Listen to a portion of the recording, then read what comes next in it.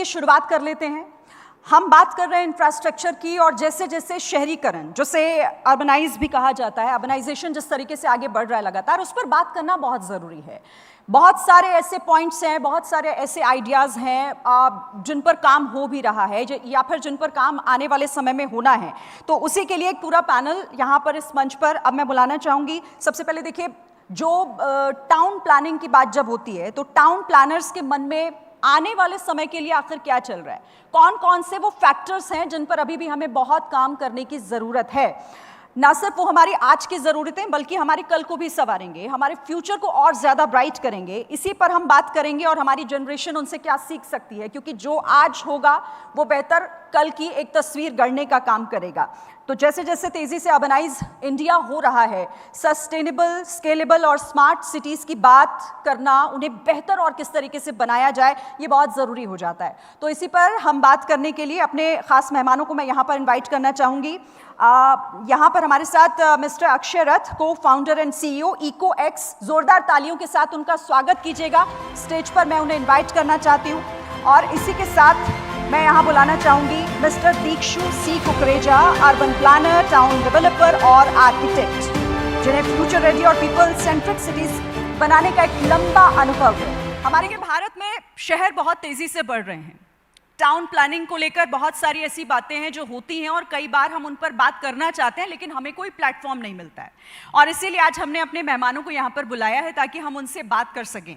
अक्षय रथ के बारे में मैं आपको बता दूं, EcoX जो उनकी कंपनी है वो वेस्ट मैनेजमेंट पर काम करती है, और ये आज के डेट में एक बहुत बड़ी प्रॉब्लम शहरीकरण के दौर में भी है।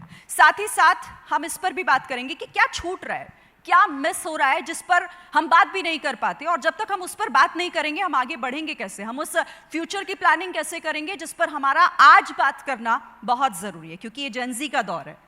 अगर उनकी समझ में नहीं आया तो सवाल उठाने में और सड़कों पर उतरने में वो देर नहीं करते हैं। तो सबसे पहले मैं शुरुआत कर लेती हूँ दीक्षु कुकरेजा जी आपके साथ, क्योंकि आप एक टाउन प्लानर हैं, आप बहुत सारे प्रोजेक्ट्स पे काम कर चुके हैं और आने वाले आपके बहुत सारे प्रोजेक्ट ऐसे होंगे भी। आज के टाइम में जब अर्बनाइजेशन एक बहुत चैलेंज है और बहुत सारे ऐसे फैक्टर्स जिस पर आप लोग हर दिन जूझते होंगे, कितना मुश्किल, कितना चैलेंजिंग, और बेहतर फ्यूचर के लिए उस पर बात करनी आज क्यों ज़रूरी है? देखिए, first of all thank you for calling me to this wonderful initiative that you are taking. 20 साल से मैं यही सोच रहा हूँ कि कब हमारे देश में इंफ्रास्ट्रक्चर और ख़ास करके अर्बन प्लानिंग के ऊपर ज़्यादा ध्यान दिया जाएगा। तो at least today that's beginning to happen and that's a very positive development. And अगर हम बात करें विकसित भारत की, तो विकसित भारत का रूप तो तभी क्रिएट हो सकता है अगर इंफ्रास्ट्रक्चर, जो एक देश का स्केलेटन होता है, एक बैकबोन होता है, अगर वो स्ट्रॉन्ग है तो देश भी स्ट्रॉन्ग बन सकता है, तभी तरक्की हो सकती है, तभी डेवलपमेंट हो सकती है। तो I think it is very important that इस मोड पे जहाँ हम खड़े हैं, where we are talking in the next 20, 25 और 30 years will become a developed country, we have to see कि इसके पैरामीटर्स प्रॉपरली सोचे जाएं, विच मीन्स जो हमारी सिटीज़ हैं उनकी किस तरीके से अर्बन प्लानिंग की ज़रूरत है। और अब जो मैं बार बार ये बात उठाता हूँ कि सिर्फ शहरों पे ही ध्यान देने से नहीं सोल्यूशन निकलेगा। If we are a 1.5 billion population, we have to understand कि हमारी जो टियर 2, टियर 3 सिटीज़ हैं, और साथ ही साथ जो हमारे छोटे छोटे नगर हैं, टाउन्स हैं, और साथ में ऑफ कोर्स देन विलेजेस, हर जगह डेवलपमेंट और इंफ्रास्ट्रक्चर की ज़रूरत है। तो जब तक ये नहीं लिया जाएगा, सिटीज़ के ऊपर इतना प्रेशर रहेगा कि वो कभी भी कैचअप मोड में ही रहेंगे हम हमेशा। तो एक होलिस्टिक अर्बन प्लानिंग की देश भर में ज़रूरत है। और उसके लिए किस तरीके से हम आगे बढ़ सकते हैं, इस पर मैं आपसे बात करूंगी, लेकिन अक्षय जी आपके पास मैं आती हूँ। हमारे शहर में जब हम घरों में होते हैं तो हमें घर साफ सुथरा चाहिए, घरों से बाहर निकलते हैं तो वो हमारी जिम्मेदारी नहीं। ऐसे में वेस्ट मैनेजमेंट एक बहुत बड़ी ज़रूरत भी है और एक चैलेंज तो हमारे लिए है ही। कैसे हम उससे निकले बाहर, या फिर ये कितना चैलेंजिंग अभी भी आज के दौर में भी है जब हम इतने एडवांस हो गए हैं? Primarily, we all know, which is the fundamental truth, and really can help to address waste management is source segregation. ये हम सबको पता है, but audience can tell me कितने किचन में आपके पास वेट और ड्राई वेस्ट के लिए 2 बिन है? आप RWA में यू हैव ए प्रोविजन, आप अगर उसको सेग्रीगेट करके रखते हैं, फिर म्यूनसिपैलिटी गाड़ी या वेंडर गाड़ी आता है, उसको मिला के फिर एक गाड़ी में डाल के ले जाते हैं. So even if we know that how fundamental requirement for source segregation, even though they are failed to implement it. So that is something where companies like me do create awareness classes, we do capacity building classes, also help people to understand what is the importance of source segregation and what way it will impact the circular economy and make more valuable waste ready for recycling. Part 1. Part 2, waste management के जब आप कोई शहर के बारे में सोचते हैं या गांव के बारे में, primarily there are 3 kinds of waste which get generated every day ना daily basis. One is what we are getting from road का सफाई करते हैं, झाड़ू देते हैं, उसके बाद जो डस्ट निकलती है वो एक बड़ा पार्ट है. सेकेंड इज ड्रेनेज से निकलती है जो आपके सिल्ट और स्लज. थर्ड हो गया all types of other materials, solid materials. तो सेग्रीगेशन अगेन इस चीज़ों में होनी चाहिए. कहाँ कहाँ होगा? RWA लेवल में, हाउस होल्ड लेवल से हुआ, फिर म्यूनसिपैलिटी डंप यार्ड में हुआ, फिर म्यूनसिपैलिटी का more sophisticated material recovery facilities what we call MRF facility में हुआ, फिर finally it goes to the landfill whatever is inert and not useful. वहाँ भी प्रोसेसिंग प्लांट लगा के वहाँ से बहुत सारी चीज़ें तैयार किया जाता है which are very very valuable. One example is RDF, reduced derivative fuel. So that goes to as an alternate fuel to cement plants, paper plants, help them to burn in their kilns and also in creating steam to run their boilers. Other than this part, typically if you segregate the entire waste which are impacting a city or town, primarily the main culprit is plastic waste. And in plastic waste, as per government guidelines and categorization, the category which is really impacting very badly for our environment as per as city urban design is multi-level packaging. That's MLP what we call, wherein there are multi-level of packaging. One is at least plastic and one is not other than plastic. So it could be a 3-layer or 4-layer like aluminum foils, like paper and plastic what you get in Tetra Pak. These are some kind of plastic or packaging which doesn't have any value. So this is not been picked by rack pickers, this is not taken by collectors. So where does they land? They land to choke your drains and they create havoc. And ultimately it goes to the riverine system by impacting the aquamarine life.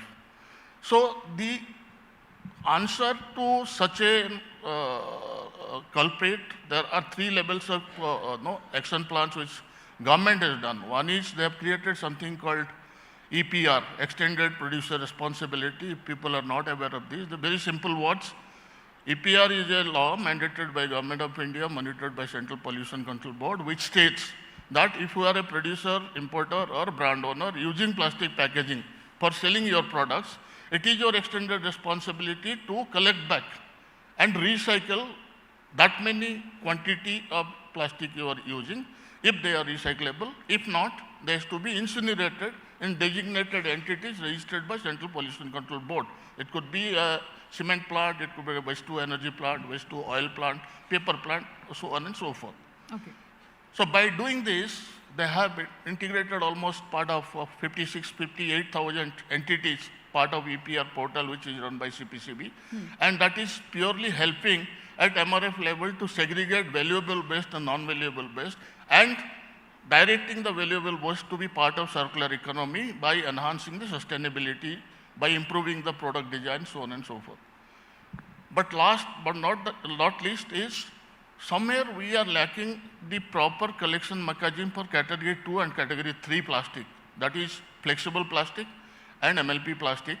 So if you look at the total statistics as per CPCB portal, we are generating something like 4.2 to 4.3 million tons of plastic waste, out of which 1/3 will be the MLP, and maybe around 1.2 million tons are category 2 flexible plastic. we do not have a collection mechanism in place to feed the recycling happening for category 2 and category 3. sir. Category 1 is age-old process where PET bottles is part of it, SDP is part of it, and they make granules and fibers. But category 2 and 3, definitely there is a problem. And this problem somehow being addressed by CPCB slowly. And this new EPR implemented portal is gearing up, and there are a lot of EC violation being noticed and penalized. I do lot think of that challenges also sir, उस पे मैं आती हूँ, उस पर हम बात करेंगे आगे, लेकिन इससे पहले मेरे मन में एक और सवाल आ रहा है। दीक्षु जी, आपसे मेरा सवाल है, स्मार्ट सिटीज़ की जब बात होती है तो हर किसी का मन होता है कि हम उसका हिस्सा हों, लेकिन क्या अभी भी स्मार्ट सिटीज़ सिर्फ और सिर्फ middle class, upper middle class या फिर एलीट क्लास तक ही सीमित रह गया है? उसे एक मतलब इस तरीके से समाज में उसका बंटवारा करना कि वो हर किसी की पहुँच तक पहुँचे, मुमकिन नहीं है क्या? मुश्किल है? नहीं, मुश्किल तो कुछ नहीं है। ज़रूरी ये समझना है कि smart cities I think can be first and foremost made by smart citizens. So I think the imperative aspect we need to look at is that what you spoke about also, कि how much when you talk about waste management, कितना लोगों में awareness रहती है. तो I think there needs to be at different levels, right from school education all the way through community participation, smart citizenship has to come, which means कि हम एक एक इंसान, एक एक citizen उस शहर का वो देखे कि उनकी भी क्या जिम्मेवारी है. Only a top-down approach cannot percolate all the way through. आपने बात करी थी घर पे सफाई ना रखना. So that has to happen. Like I said, A is awareness and B is also sensitivity. We need to understand that वही जो कचरा आपने कहा घर हम अपना साफ रखते हैं और बाहर immediately बिना सोचे सीधा आके बाहर फेंक दिया जाता है. That thought process has to change. So waste management is one of the aspects, but I would say smart city की अगर बात करें तो it's also about smart connectivity. Sustainability में जो हम बात करते हैं आजकल मेट्रो स्टेशंस आ गए हैं, मेट्रो नेटवर्क आ गया है, बट जब तक लास्ट माइल कनेक्टिविटी नहीं होगी तो people will not be able to use public transit. आज की डेट में अगर हम इस खिड़की के बाहर देखेंगे तो the pollution, what an important problem that has become, what a challenge it has become. तो अगर हम cities की development करेंगे और smart cities की भी बात करेंगे, how can we talk about cities where 3 months of the year we are talking about we can't breathe and the next 3 months we'll say there'll be no water in the city. So these kind of problems we have to overcome. And that can only happen when it happens at different levels, which means government policy making, it means community participation, and it means awareness of the future generations through schools and college education and sensitivity at that level. जब ये multi-pronged approach रहेगी, तभी हम बात कर सकते हैं कि actually हमारी cities smart हो रही हैं और सबके लिए हो रही है. Not just let's say for a certain class of people, but सबके लिए हो रही है. सो ये अप्रोच इंफ्रास्ट्रक्चर में आनी बहुत ज़रूरी है और तभी हमारी सिटीज़ भी हेल्दी रह सकती हैं. अदरवाइज़ हम बात तो कर सकते हैं फ्लाईओवर्स की और मेट्रो नेटवर्क्स की, और हर साल बजट में अनाउंसमेंट्स होंगी, अखबारों में और आपके मीडिया नेटवर्क में बात करी जाएगी कि ये इनॉग्रेशन हो गई, इस फ्लाईओवर, इस सड़क की, इस ब्रिज की, but what about the overall picture of the city. उसके लिए ये बहुत ज़रूरी है कि हम सेंसिटाइज हों और तब मैं मानूंगा कि यस हमारी सिटी स्मार्ट हो रही है. And when we talk about smart cities, Akshay ji आपसे मेरा सवाल है, स्पेशली जब हम डेवलपमेंट की बात करते हैं, हम विकास की बात करते हैं, जैसा यहाँ पर दीक्षु जी ने भी कोट किया है, तो क्या ये हमारी मजबूरी है कि हम अपने एनवायरनमेंट के साथ कॉम्प्रोमाइज़ करने के लिए तैयार रहते हैं या फिर अभी वहाँ पहुँचने में समय लगेगा? It will take time. Very interesting question. Obviously, the process of implementing various solutions by government has started, but government alone can't give the full solution. It has to be partnered with community by creating awareness, by even training the kids in schools so that they know exactly how to behave with plastic. Because plastic you cannot substitute. There is no substitute for plastic, and plastic is the culprit. But what do I feel that somewhere in the framework, the real responsibility should also be given to the urban local bodies, municipalities, panchayats, wherein there should be provided adequate funding for creating the required infrastructure, either through government funding or through public-private partnership. and they should steer the activities of programs to process the unwanted plastic at their ULB level. I think that should be a directive, and we have UD department wherein we have Swachh Bharat Yojana, so they are all trying to achieve that. Having said that, the other part is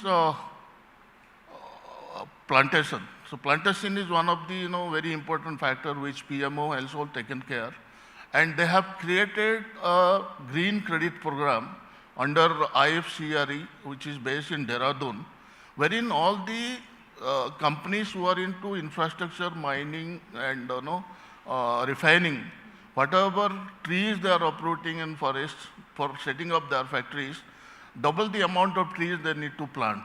So green credit program will go a long way. There are 19 odd PSUs which already started MOUs, and I do believe a lot of land parcel has been provided to them. That will help all to create a required carbon offset. And going forward, this will also be an revenue generating area for citizens. So that way, if you look at primarily when I'm talking only about waste management and a smart city, I'm not putting other aspects. But yes, waste management particularly aimed at not only plastic, electronic waste, rubber, tire, battery, aluminum cans, sanitary napkins, glass, textile. These are all coming slowly through EPR ambit by government, and there are enough EC measures been taken where the companies who are not following this mandate or not complying to CPCB norms will be penalized. Dikshu ji, ये smart city की जो हम बात कर रहे हैं, अब यहाँ एक बहुत बड़ी प्रॉब्लम अभी भी, हम भले ही स्मार्ट सिटी में रह रहे हों, हम एक बड़े शहर में रह रहे हों, बट सिक्योरिटी एक बहुत बड़ा फैक्टर है, ख़ासतौर से बात जब विमेंस की होती है, लेट नाइट शिफ्ट्स की होती है. इस पर ध्यान देने की कितनी ज़रूरत है? हम काम कर रहे हैं, ग्राउंड लेवल पर उसकी हकीकत क्या है, रियलिटी क्या है? देखिए, सिटी स्मार्ट, सस्टेनेबल और सेफ जब तक ये सब चीज़ें नहीं होंगी तो I don't think it has the right ingredients or measures of being a livable city. So we have to see how are we making our cities more and more livable. अगर हम एडवांसमेंट की बात कर रहे हैं तो advancement तो तभी आएगी ना कि हमारे जहाँ शहर हम रहते हैं वो उनका विकास हो रहा है, बट हमारा खुद का वहाँ पे लिवेबल एक्सपीरियंस बेटर हो रहा है. चाहे उसमें मैंने पोल्यूशन और लैक ऑफ वाटर वगैरह की बात करी है, but same way it is about safety of women, children, elderly, and for that we are talking about creating, one of the aspects is how can they move in a city safely. तो अगर हम metro networks की बात करें तो आज की date में मेट्रो स्टेशन आपका जहाँ पे है उसके बाद वहाँ से क्या उनका चलना सेफ है? साइड वॉक्स बने हुए हैं, जो पाथवेज होते हैं वो बने हुए हैं रोड के साइड पे, आधे well lit, and is there a means of transport जो आपके घर तक पहुँचा पाता है आगे तक, विच मीन्स बाकी बाहर के शहरों में अगर हम देखें जहाँ मेट्रो नेटवर्क है, मेट्रो से उतर के there has to be a sustainable mode of reaching to your house, और वो चीज़ हमारे यहाँ पे लैकिंग है. इसीलिए एक तरफ तो मेट्रो नेटवर्क बन गया है, बट मेट्रो स्टेशंस के आसपास सबसे ज़्यादा केओस होता है क्योंकि वो वेल प्लान नहीं है वहाँ पे कैसे कनेक्टिविटी हो. और सेम चीज़ है कि हमारी जो रोड्स हैं अभी, मतलब हर बार न्यूज़ में सुनते हैं, अभी जो नोएडा का हादसा हुआ है वो जो यूथ एक मारा गया है, for what kind of reason, that is complete apathy. मैं ये ऐड करना चाहती थी इसमें, आप मेरा सवाल सुन लीजिएगा, फिर दोनों का मैं चाहूँगी आप उस पर अपना जवाब दें. ये जो हुआ, जो इंसिडेंट बेहद दुर्भाग्यपूर्ण था, एक यंगस्टर, एक इंजीनियर हमने खोया, ये लापरवाही थी या वाकई हादसा था? इसे हादसा तो नहीं कहा जा सकता, लेकिन आपको क्या लगता है, मतलब यहाँ जवाबदेही किसकी है, जिम्मेदारी किसकी है? नहीं, एब्सोल्युटली ये लैक ऑफ ह्यूमन लाइफ है. हमारे यहाँ पे वैल्यू कहाँ है ह्यूमन लाइफ की? तो अगर इतने सालों से अगर आप उसका गहराई में जाके देखें हुआ क्या है, वहाँ पे वो पानी इकट्ठा ही कैसे हुआ है? ये बिल्डर्स की मनमानी नहीं है? अब बिल्डर को तो फटाफट जेल में डाला जा सकता है और लगता है कि सारी प्रॉब्लम सॉल्व हो गई, but what about civic authorities? उनकी नज़र में नहीं है कि इतने सालों से वो जगह जो एक्चुअली किसी कमर्शियल डेवलपमेंट के लिए दी गई है, वो आज की डेट में एक डेंजरस वहाँ पे वाटर बॉडी क्रिएट हो गई है. और सिर्फ वाटर बॉडी ये नहीं कि भाई कोई गिर के डूब सकता है, उसमें जिस तरीके की हमारे साल भर में जब मॉनसून्स आती है, डेंगू आती है और इस तरीके की बीमारियां आती हैं, वो भी तो वहाँ पे हो रही हैं. उसकी वजह से हो रही हैं। तो there are so many things that are happening which are because of I would say complete lack of civic apathy and the authorities, जो वैसे तो चलान करने हर चीज़ के लिए आ जाती हैं, तो वो नहीं देख रही हैं कि यहाँ पे ये लैंड का मिसयूज़ हो रहा है एक तरीके से। और ये एक जगह नहीं है, अगर हम एनसीआर में ही देखें, ऐसे कितनी और जगहें आप सोच सकते हैं जहाँ कोई ना कोई या आधी अधूरी बिल्डिंग। मैं कई बार एमजी रोड पे जाता हूँ और हैरान हूँ देख के कि 20 साल पहले वो जो हुआ था सुप्रीम कोर्ट के आदेश से, वहाँ पे जो बिल्डिंग्स तोड़ी गई थी because of may be misuse, वो बिल्डिंग्स 20 साल से वैसे ही आधी अधूरी गिरी पड़ी हैं। Now either they should be cleaned up and something else should happen there. So these kind of aspects, a common citizen can't do anything about it. Yes. ये तो अथॉरिटीज़ और जो भी ऑफिशियल्स इससे अथॉरिटी में बैठे हुए हैं, रिस्पॉन्सिबिलिटी है उनकी, उनको भी तो पूछा जाना चाहिए ये। There are no questions asked at that level. The only thing that happens is penalize a local person, maybe the landowner, maybe the developer, or maybe something else, और हम सोचते हैं उससे प्रॉब्लम सॉल्व हो जाएगी। So that's not fair at all. Akshay जी, इसी बात को आप आगे बढ़ाइएगा। मतलब इट्स लाइक कि वी आर वेटिंग कि अगला इंसिडेंट हो, अगला हादसा हो, तब हम उस पर बात करेंगे। अकाउंटेबिलिटी एंड रिस्पॉन्सिबिलिटी, ये दोनों फैक्टर इंपॉर्टेंट है, और आपकी नज़र में इसका सोल्यूशन क्या है सर? अरे कॉमन मैन मेरे हिसाब से इसमें दो पार्ट है। Part one is the negligence by the builder obviously, and second is the authority and related officials should have taken some action to ensure that the mall is not lying vacant for so long. Second, and which is very, very really frustrating, is the failure of the rescue agency. Having so many people there at the site with adequate equipments and everything, you couldn't even take away a guy for 1 hour, 2.5 hours. That is really stupidity of us. So there is no apathy for human life. I don't know the reason, but as a common man I can say that is pure failure of the rescue agencies involved in the process, who were present in the site but couldn't do so.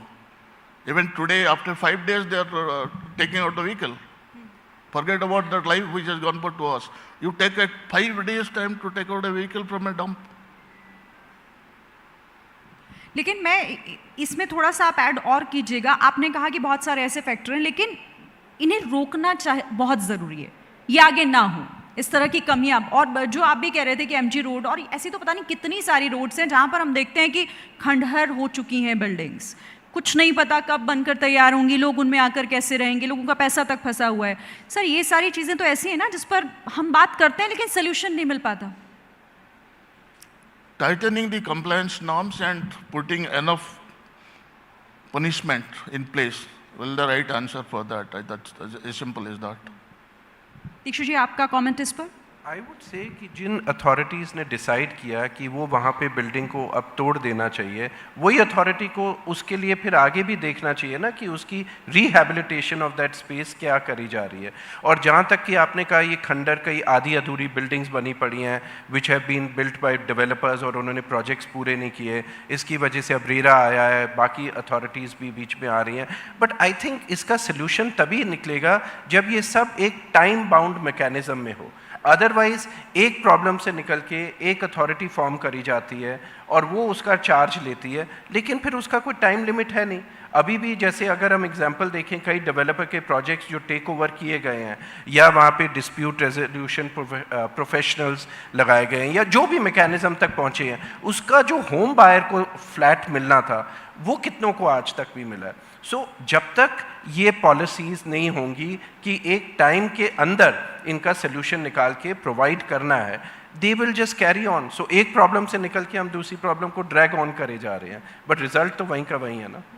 अच्छा, हम लोग शहर बना रहे हैं, हम लोग buildings बना रहे हैं, बड़ी बड़ी हाई राइज बिल्डिंग्स बना रहे हैं, लोग उसमें रह भी रहे हैं, प्रॉब्लम्स की बात तो हम लगातार करते भी हैं, लेकिन एक सवाल ये भी उठता है कि क्या सिर्फ भीड़ को मैनेज किया जा रहा है या असल में हम फ्यूचर की बात कर रहे हैं, हम इंडिया आगे और कैसे बढ़े उसकी हम बात कर रहे हैं, जो हम इकोनॉमी कैसे बूस्ट हो सकती है इंफ्रास्ट्रक्चर के फील्ड में, हम उस पर काम कर रहे हैं या सिर्फ ज़रूरत भर का काम है? नहीं, काम जो हो रहा है आज की डेट में, not just in Delhi, Bombay और major cities but across the country, massive projects are going on, massive projects, but उसमें मेरा सिर्फ एक जो सोच है कि एक है क्वांटिटी बनना, एक है क्वालिटी से बनना। तो कहीं ना कहीं काफ़ी इंफ्रास्ट्रक्चर जो तैयार हो रहा है, that is done in such kind of timelines where those timelines are not realistic, and उसका सबसे बड़ा विक्टिम कौन होता है? क्योंकि कैपेक्स तो आपने लगा दिया उसके ऊपर, लेकिन जो विक्टिम होता है that is the quality and longevity of that product जो भी वो क्रिएट होता है, चाहे वो फ्लाईओवर है, चाहे ब्रिज है, या कोई भी इंफ्रास्ट्रक्चर एलिमेंट है। तो आई थिंक इसका टाइम बाउंड रियलिस्टिक टाइम में ये क्रिएट होने चाहिए। And the other issue which I think is a serious problem which needs to be looked at is that more and more infrastructure, even buildings, are being created in the EPC model, which is engineering, procurement and construction. Now that is not been a very successful model, because all the responsibility is being handed over to a construction agency, and वहाँ पे फिर जो quality में lack होता है या oversights होती हैं, वो चीज़ कोई responsible ही नहीं है उसके लिए। तो जो पहले projects का format होता था, जहाँ एक professional है जो design कर रहा है, एक professional है जो उसको manage या supervise कर रहा है, और तीसरी agency है जो construct कर रही है, वो model के अपने benefits थे। And it is important that सिर्फ टाइम को ना देखते हुए एज ए फैक्टर ये देखा जाए कि जो इंफ्रास्ट्रक्चर तैयार हो रहा है क्या वो करेक्ट मॉडल में तैयार हो रहा है, और वो मॉडल हमें ये इंफ्रास्ट्रक्चर ड्यूरेबल देगा, लॉन्ग लाइफ देगा, इसकी मेंटेनेंस फ्रेंडली नेचर रहेगी, या अभी जैसे आप कई प्रोजेक्ट्स का सुनते हैं कि वो बनते हैं और साल 2 साल के अंदर ही या पहली मॉनसून में ही उनमें मेजर प्रॉब्लम्स आ जाती हैं। तो ये चीज़ भी एक इशू है। इंफ्रास्ट्रक्चर बहुत तैयार हो रहा है, दैट्स वेरी कमेंडेबल, बट साथ में मैं कहूँगा वो इंफ्रास्ट्रक्चर एक क्वालिटी का भी तैयार होना ज़रूरी है। क्वालिटी कैसे मेंटेन होगी यही बहुत इंपॉर्टेंट है। हम जब एनवायरनमेंट फ्रेंडली सोसाइटी की बात करते हैं तो कई बार यहाँ सिर्फ बिल्डर की बात नहीं हो सकती, वहाँ पर जो आकर रहने वाले हैं लोग, हमारी जिन लोगों से हमारी सोसाइटी बनती है उनकी भी रिस्पॉन्सिबिलिटी है। सर, इन्हें एक साथ लाना चैलेंज है अभी भी, और इसीलिए शायद इस तरह की चीज़ें हमारे सामने आती हैं। Yes, I think they should contribute primarily at source segregation as a conscious or environment-friendly citizen of this country. Primary only. Second is, मैं एक चीज़ भूल गया था लास्ट टाइम बताने। इंडिया में करीब रोड नेटवर्क की स्टैटिस्टिक्स है 63 लाख किलोमीटर्स। तो typically government has come out with some circular कि आप बिटुमेन के जगह में 8 to 10% प्लास्टिक वेस्ट यूज कर सकते हैं for no along with bitumen.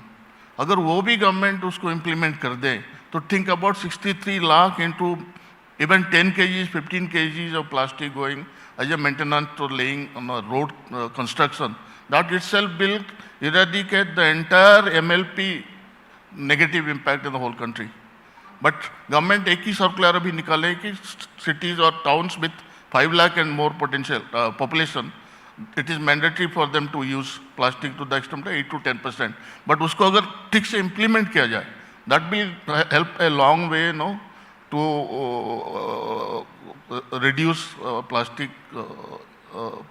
pollution in cities and tier 2 towns. Sir, बहुत इंटरेस्टिंग सेशन है ये, लेकिन मेरे पास क्योंकि वक्त की कमी है, तो बहुत बहुत धन्यवाद, थैंक यू सो मच आप दोनों का इस मंच पर आने के लिए, और आपने इतने अच्छे अपने आइडियाज़ बताए, अपने जो आपकी सोच है कैसे बेहतर भविष्य हो सकता है इंफ्रास्ट्रक्चर के फील्ड में, उस पर अपनी राय रखी। Thank you so much sir. Thank you very much. Thank you.